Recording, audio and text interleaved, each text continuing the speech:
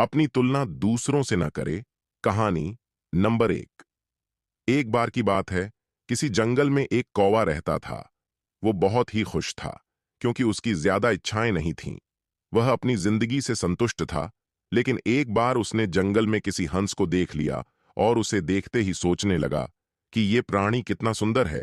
ऐसा प्राणी तो मैंने पहले कभी नहीं देखा। इतना साफ और सफेद।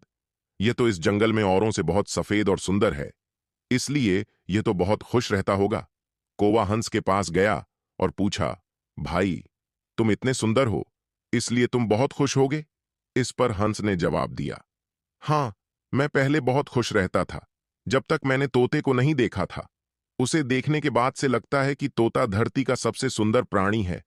हम दोनों के शरीर का तो एक ही रंग है, लेकिन तोते के शरीर पर दो दो रंग है। उसके गले में लाल रंग का घेरा और वो सूर्ख हरे रंग का था। सच में वो बेहद खूबसूरत था। अब कौवे ने सोचा कि हंस तो तोते को सबसे सुंदर बता रहा है, तो फिर उसे देखना होगा। कौवा तोते के पास गया और पूछा, भाई, तुम दो दो रंग पाकर बड़े खुश होगे? इस पर तोते ने कहा, हाँ, मैं तब तक खुश था जब तक मैंने मोर को नहीं देखा था। मेरे पास तो दो ही रंग हैं, लेकिन मोर के शरीर पर तो कई तरह के रंग हैं।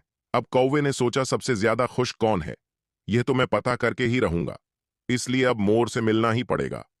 कौवे ने मोर को जंगल में ढूंढा, लेकिन उसे पूरे जंगल में एक भी मोर नहीं मिला।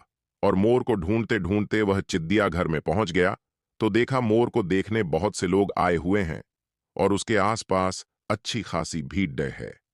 सब लोगों के जाने के बाद कौवे ने मोर से पूछा, भाई, तुम दुनिया के सबसे सुंदर जीव हो और रंग बिरंगे हो।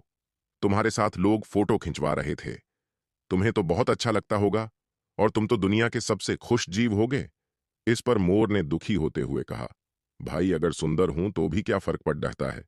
मुझे लोग इस चिड़ियाघर में कैद करके रखते हैं, लेकिन तुम्हें तो कोई चिड़ियाघर में कैद करके नहीं रखता और तुम जहां चाहो अपनी मर्जी से घूम फिर सकते हो।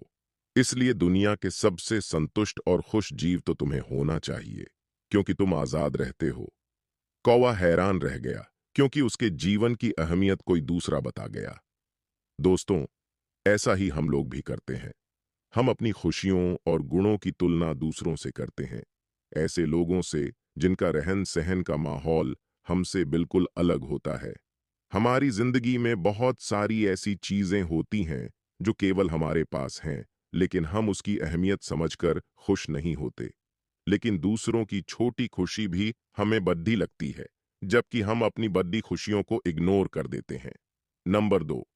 शहर के बाहरी इलाके में एक छोटा सा गांव था, जिसका नाम था रंगीनपुर। इस गांव के सबसे किनारे पर एक घना और रहस्यमयी जंगल था, जिसे लोग जादुई जंगल कहते थे। इस जंगल के बारे में बहुत सी कहानियां प्रचलित थीं, जिनमें से एक यह थी कि इस जंगल में जादुई जीव रहते हैं और जो भी वहां जाता है उसे कभी वापस नहीं देखा जाता। लेकिन रंगीनपुर के 4 बच्चे, अंश, नेहा, राहुल और तान्या, इन कहानियों पर विश्वास नहीं करते थे। वे बहुत ही साहसी और जिज्ञासु थे। एक दिन उन्होंने फैसला किया कि वे इस जादुई जंगल के रहस्य को सुलझाएंगे। सुबह सुबह वे चारों अपने अपने बैग में खाने पीने का सामान और टॉर्च लेकर जंगल की ओर चल दिए। जब वे जंगल के प्रवेश द्वार पर पहुंचे, तो उन्हें एक अजीब सी ठंडक महसूस हुई। जंगल के पेड़ बहुत ऊंचे और घने थे और उनकी पत्तियां चमक रही थीं, जैसे कि उन पर जादू किया गया हो। जैसे ही वे जंगल में अंदर गए, उन्हें चारों ओर से पक्षियों की अजीब आवाजें सुनाई देने लगीं। वे चारों बहुत ही उत्साहित थे, परंतु थोड़े डरे हुए भी थे। चलते चलते वे एक बड़े पेड़ के पास पहुंचे, जिसकी जड़ें बहुत ही अजीब थीं। राहुल ने ध्यान दिया कि उस पेड़ की जड़ों के बीच में एक छोटी सी दरवाजा है। चलो, देखते हैं कि इसके अंदर क्या है, अंश ने कहा। वे चारों दरवाजे के पास गए और उसे खोलने की कोशिश करने लगे। जैसे ही दरवाजा खुला, एक चमकदार रोशनी निकली और वे चारों एक अजीब सी दुनिया में पहुंच गए। ये दुनिया बहुत ही सुंदर थी, लेकिन उसमें कुछ अजीब था। वहां के पेड़ और पौधे सब चमक रहे थे और हवा में एक मीठी सुगंध थी। ये भी पढ़े। समय की गुफा का रहस्य तभी उनके सामने एक छोटा सा जीव आया, जो बिल्कुल एक परियों के जैसा दिखता था। उसने कहा, मैं हूं टीना, इस जादुई जंगल की रक्षक। तुम लोग यहां कैसे आए? नेहा ने हिम्मत करके कहा, हम इस जंगल के रहस्य को जानने आए हैं। टीना ने मुस्कुराते हुए कहा, अगर तुम इस जंगल के रहस्य को जानना चाहते हो तो तुम्हें कई कठिनाइयों का सामना करना पड़ेगा, लेकिन अगर तुम सफल हुए तो तुम्हें यहां का सबसे बड़ा खजाना मिलेगा। टीना ने उन्हें पहले चुनौती के बारे में बताया। उन्हें एक खास फूल ढूंढना था जो सिर्फ रात में ही खिलता है और उसकी खुशबू से ही रास्ता दिखाई देता है। वे चारों उस फूल की तलाश में निकल पड़े। चलते चलते उन्हें कई अजीब जीव और पेड़ पौधे मिले, लेकिन वे हार नहीं माने। आखिरकार रात होते होते उन्हें वह खास फूल मिल गया। उसकी खुशबू से एक रास्ता दिखाई देने लगा जो उन्हें एक गुफा की ओर ले गया। गुफा के अंदर बहुत ही अंधेरा था, लेकिन उनके पास टॉर्च थी। गुफा के अंदर पहुंचकर उन्होंने देखा कि वहां एक बड़ा सा दरवाजा है जिस पर एक पहेली लिखी हुई थी। पहेली को हल किए बिना दरवाजा नहीं खुल सकता था।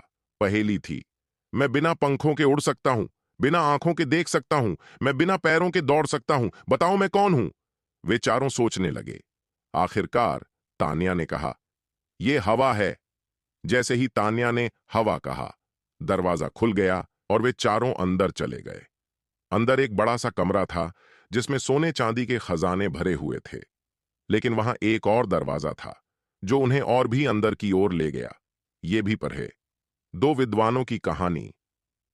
अंदर जाकर उन्होंने देखा कि वहां एक बड़ा सा पेड़ है जिसके नीचे एक बूढ़ा आदमी बैठा हुआ है।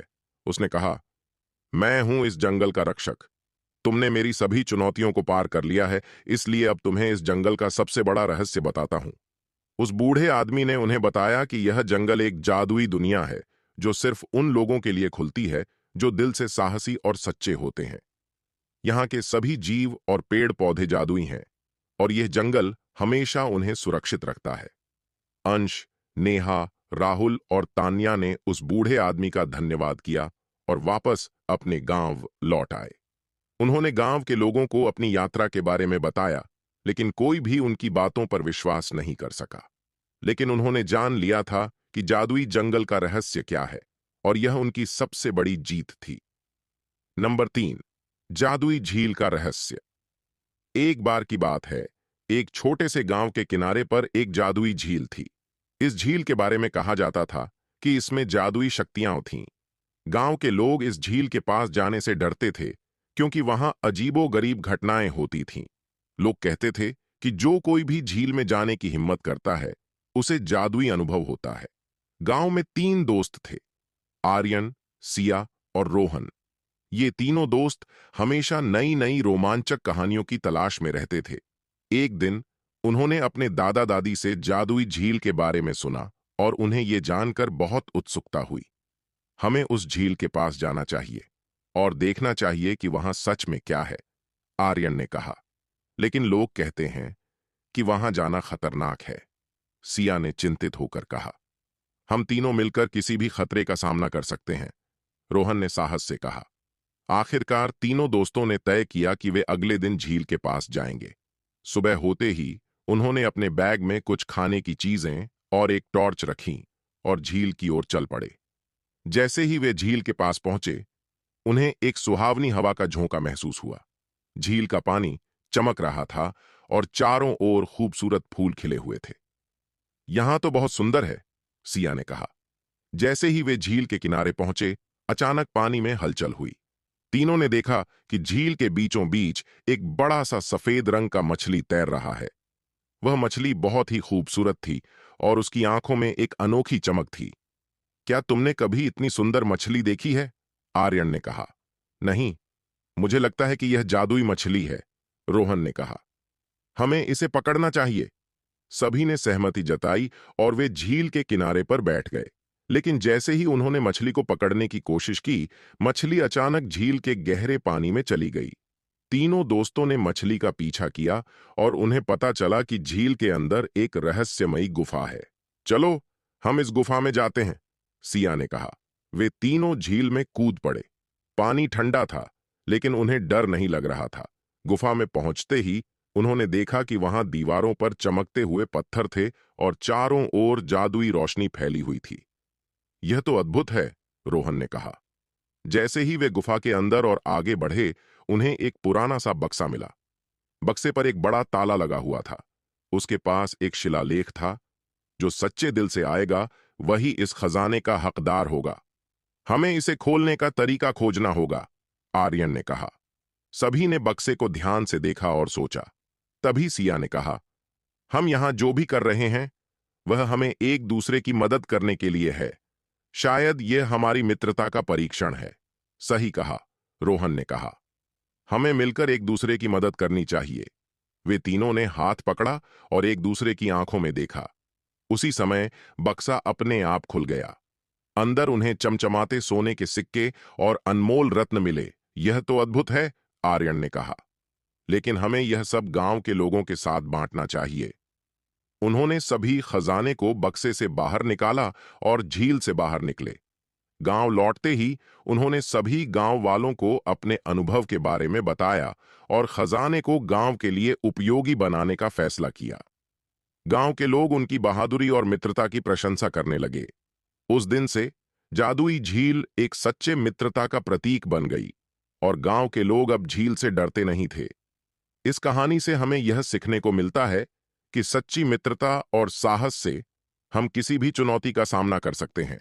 नंबर 4, भाई बहन के रिश्ते की अनकही कहानी।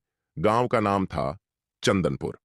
यहां की गलियां और हवाएं भी भाई बहन के रिश्ते की मिठास से भरी थीं। इसी गांव में रहते थे राधा और मोहन, जिन्हें गांव के लोग प्यार से चंदनपुर की जान कहते थे। राधा और मोहन का रिश्ता बचपन से ही खास था। वे हर साल रक्षाबंधन का त्योहार बड़े धूमधाम से मनाते थे। एक दिन राधा को एक पुराना पत्र मिला, जिसमें लिखा था, राधा, इस रक्षाबंधन पर तुम्हें एक अनमोल तोहफा मिलेगा। पत्र पर न तो कोई नाम था और न ही कोई पहचान। यह पत्र राधा को हैरान कर गया। उसने मोहन को यह बात बताई और दोनों ने मिलकर यह जानने का निर्णय लिया कि यह पत्र किसने भेजा है। जैसे जैसे रक्षाबंधन का दिन नजदीक आ रहा था, राधा और मोहन की उत्सुकता बढ़ती जा रही थी। उन्होंने गांव के बुजुर्गों से भी इस बारे में बात की, पर किसी को भी इस पत्र का राज नहीं पता था। एक दिन राधा को अपने दादाजी की पुरानी डायरी मिली। उसमें एक किस्सा लिखा था, जिसमें एक रहस्यमयी खजाने का जिक्र था। राधा और मोहन ने तय किया कि वे इस खजाने की खोज करेंगे। उन्होंने डायरी में मिले संकेतों का पालन किया और गांव के बाहर स्थित पुराने मंदिर की ओर बढ़े। मंदिर के पास उन्हें एक गुफा मिली। गुफा के अंदर जाते ही उन्हें एक ताले से बंद दरवाजा मिला। डायरी में लिखा था कि ताला खोलने के लिए भाई बहन को मिलकर एक मंत्र बोलना होगा। राधा और मोहन ने मंत्र पढ़ा और ताला खुल गया। दरवाजा खुलते ही उन्हें एक चमकता हुआ बक्सा दिखाई दिया। बक्से के अंदर एक सुंदर राखी और एक पत्र था। पत्र में लिखा था, यह राखी देवताओं द्वारा बनाई गई है और इसे बांधने से भाई बहन का रिश्ता अटूट हो जाएगा। राधा ने मोहन को राखी बांधी और मोहन ने वचन दिया कि वह हमेशा राधा की रक्षा करेगा। तभी वहां एक रोशनी प्रकट हुई और एक वृद्ध व्यक्ति प्रकट हुए। उन्होंने कहा, मैं तुम्हारे पूर्वज हूं। यह खजाना तुम्हारे लिए ही था। इस राखी की शक्ति से तुम्हारा रिश्ता और भी मजबूत हो जाएगा। राधा और मोहन ने उस दिन को अपनी जिंदगी का सबसे खास दिन माना। उन्होंने समझा कि यह रक्षाबंधन सिर्फ एक त्योहार नहीं, बल्कि एक भावना है जो भाई बहन के रिश्ते को और भी मजबूत बनाती है। रक्षाबंधन का दिन आया और पूरे गांव में धूमधाम से मनाया गया। राधा और मोहन ने अपनी खोज की कहानी गांव वालों को सुनाई और सबने उनकी हिम्मत की प्रशंसा की। अब हर साल जब भी रक्षाबंधन आता, राधा और मोहन उस खजाने की राखी को विशेष रूप से पहनते और अपने रिश्ते को और भी गहरा करते। समय बीतता गया और राधा और मोहन का रिश्ता और भी मजबूत होता गया। उन्होंने अपने बच्चों को भी यह कहानी सुनाई और सिखाया कि रक्षाबंधन का त्योहार सिर्फ एक धागे का बंधन नहीं है, बल्कि एक वादा है जो जीवन भर निभाना होता है। इस तरह चंदनपुर की गलियों में राधा और मोहन की कहानी एक मिसाल बन गई। हर भाई और बहन ने उनसे प्रेरणा ली और अपने रिश्ते को और भी मजबूत बनाने का संकल्प लिया। इस तरह रक्षाबंधन का त्योहार हर साल और भी खास होता गया और भाई बहन के रिश्ते की मिठास से चंदनपुर की हवाएं हमेशा महकती रहीं। राजा और लालची मंत्री की कहानी। नंबर 5। बहुत पुरानी बात है। दक्षिण भारत में एक राजा राज्य करता था। राजा का राज्य समुद्र के किनारे था। राजा को भोजन के साथ मछलियां खाने का बहुत शौक था। बिना मछलियों के राजा का भोजन अधूरा रहता था। एक बार की बात है, राजा के राज्य में बहुत तेज तूफान आया, जिसके कारण कोई भी मछुआरा मछली पकड़ने के लिए समुद्र में नहीं जा सका। उस दिन राजा को भोजन में मछलियां नहीं मिली, जिससे राजा बहुत उदास हो गया। राजा ने जब अपने मंत्रियों से इस बारे में पूछा तो उन्होंने बतलाया कि इतने तेज तूफान में समुद्र में मछली पकड़ने जाना अपनी जान पर खेलने के समान है, इसलिए कोई भी मछुआरा समुद्र नहीं जा रहा है। राजा ने घोषणा करवाई कि जो भी समुद्र से ताजी मछलियां लाएगा उसे मुंह मांगा इनाम दिया जाएगा। राजा की घोषणा सुनकर मछुआरों के मन में लालच तो आया, किंतु कोई भी मछुआरा अपनी जान जोखिम में डालने के लिए तैयार नहीं हुआ। उसी राज्य में एक बहुत ही गरीब मछुआरा रहता था। उसे जब राजा की इस घोषणा का पता चला तो अपनी दरिद्रता दूर करने के लिए वह अपनी जान की परवाह किए बगैर समुद्र में चला गया। समुद्र में उसने जाल फेंका, जिसमें कई बड़ी बड़ी मछलियां फंस गईं। मछुआरा मछलियां लेकर राजा के महल पहुंच, किंतु राजा के सैनिकों ने उसे महल में नहीं घुसने दिया। राजा के एक खास मंत्री ने मछुआरे को ताजी मछलियों के साथ देखा तो मछुआरे को अपने साथ राजा के पास ले जाने के लिए तैयार हो गया। मंत्री जानता था कि राजा मछलियां देखकर बहुत अधिक प्रसन्न होगा और इसके बदले मछुआरे को बहुत सारा धन देगा, इसलिए उसने मछुआरे के समक्ष एक शर्त रखी कि जो भी इनाम मिलेगा उसका आधा हिस्सा मंत्री अपने पास रखेगा। मछुआरा मंत्री की बात मान गया और मंत्री मछुआरे को लेकर राजा के पास पहुंचा। मछुआरे के पास ताजी ताजी मछलियां देख राजा बहुत खुश हुआ। राजा ने मछुआरे को मुंह मांगा इनाम मांगने के लिए कहा। मछुआरा राजा से हाथ जोड़कर बोला, महाराज, मुझे 20 कोड़े मारे जाएं। मछुआरे की बात सुनकर राजा को बड़ा आश्चर्य हुआ और उसने फिर से मछुआरे से कुछ मांगने के लिए कहा, किंतु मछुआरे ने फिर 20 कोड़े खाने का इनाम मांगा। राजा ने अपने सैनिकों को बुलाया और मछुआरे को 20 कोड़े मारने का आदेश दिया। सैनिकों ने मछुआरे को कोड़े मारना शुरू किया। 10 कोड़े खाने के बाद मछुआरा राजा से बोला, महाराज, मुझे आप जो भी इनाम देंगे उसका आधा हिस्सा मुझे मेरे हिस्सेदार को देना पड़ रहेगा, इसलिए बाकी के 10 कोड़े मेरे हिस्सेदारी को दे दिए जाएं। मछुआरे की बात सुनकर राजा को फिर आश्चर्य हुआ और राजा ने उसके हिस्सेदार का नाम पूछा। मछुआरा मंत्री की तरफ इशारा करते हुए बोला, महाराज, यही मेरे हिस्सेदार हैं। इन्होंने ही मुझे आपके पास लाने के बदले प्राप्त इनाम का आधा हिस्सा मांगा है। राजा ने मंत्री की ओर देखा तो मंत्री ने शर्म से अपना सर झुका लिया। राजा ने आदेश दिया कि बाकी की 10 कोड़े मछुआरे के हिस्सेदार को मारे जाएं। सैनिकों ने राजा के आदेश पर मंत्री को 10 कोड़े मारे। राजा ने मंत्री को उसके लालच के कारण अपने मंत्री पद से हटकर राज्य से बाहर कर दिया और मछुआरे को बहुत सारा इनाम देकर विदा किया। शिक्षा। राजा और लालची मंत्री की कहानी से हमें शिक्षा मिलती है कि लालच में आकर कभी भी किसी को अनावश्यक रूप से परेशान नहीं करना चाहिए। नंबर 6, टेढ़ी खीर होना। टेढ़ी खीर होना हिंदी का एक बहुत ही प्रसिद्ध मुहावरा है। टेढ़ी खीर होना, इस मुहावरे का प्रयोग हम अक्सर अपने दैनिक कार्यों में करते हैं। टेढ़ी खीर होना मुहावरे का अर्थ होता है कि बहुत मुश्किल कार्य होना, अर्थात जब कोई कार्य करने में बहुत कठिनाई आ रही हो तब इस मुहावरे का प्रयोग किया जाता है। टेढ़ी खीर होना। मुहावरे से जुड़ी कहानी कुछ इस प्रकार है। बहुत समय पहले की बात है, 2 दोस्त थे। उनमें से एक दोस्त लंगड़ा था और दूसरा दोस्त अंधा था। दोनों दोस्त बहुत गरीब थे। दोनों मित्र प्रतिदिन शाम के समय मिला करते थे और एक दूसरे के साथ सुख दुख को साझा किया करते थे। एक बार लंगड़े दोस्त के घर में खीर बनी। लंगड़े व्यक्ति को खीर बहुत अच्छी लगी और शाम को जब वह अपने अंधे मित्र से मिला तो उससे बोला, भाई, आज मैंने खीर खाई है। खीर बहुत ही स्वादिष्ट थी। खाकर मुझे ऐसा लगा मानो स्वर्ग की अनुभूति हो गई हो।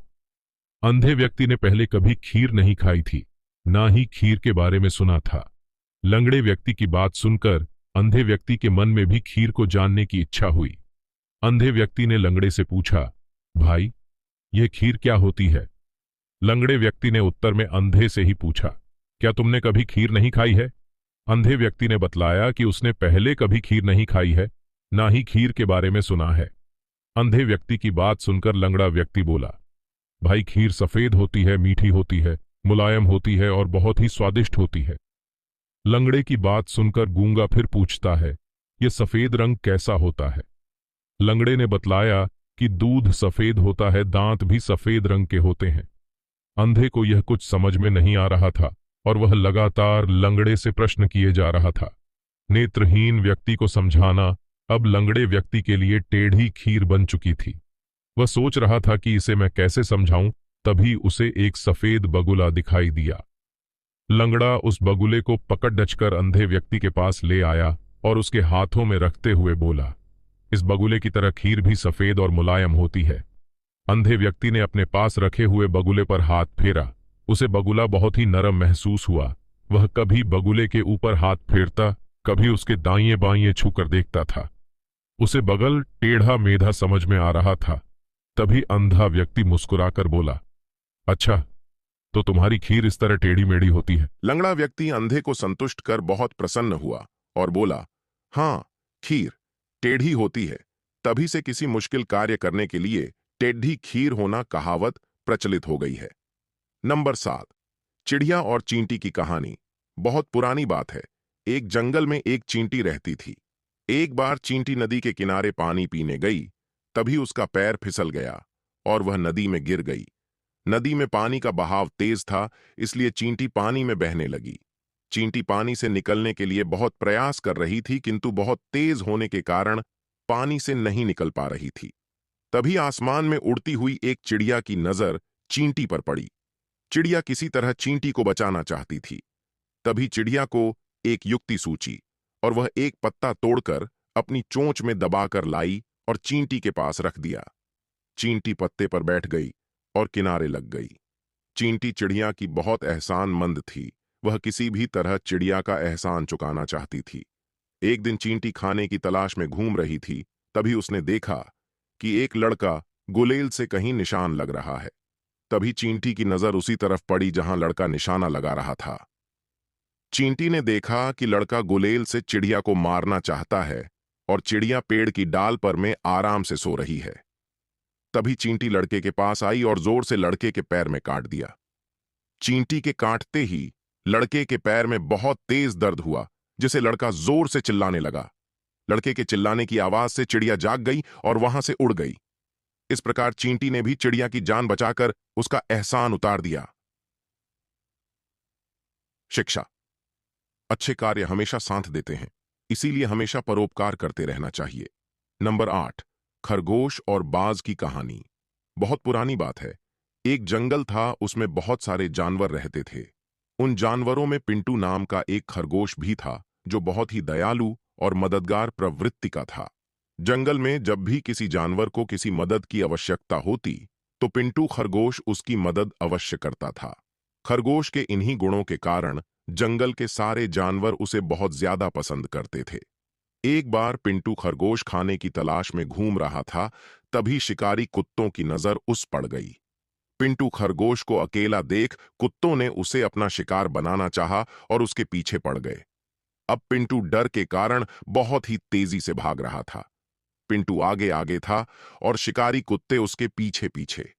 पिंटू खरगोश को लग रहा था कि शायद आज वह नहीं बच पाएगा। तभी पिंटू खरगोश की नजर एक जंगली भैंसे पर पड़ी। भैंसा घास चर रहा था। पिंटू खरगोश ने जंगली भैंस से मदद मांगी और बोला, भैंसा भाई, देखो, ये जंगली कुत्ते मेरे पीछे पड़े हुए हैं और मुझे मारकर खाना चाहते हैं।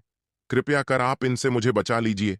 जंगली कुत्तों को देखकर भैंसा भी डर गया, क्योंकि जंगली कुत्ते 8 से 10 की संख्या में थे और जंगली भैंसा अकेला था।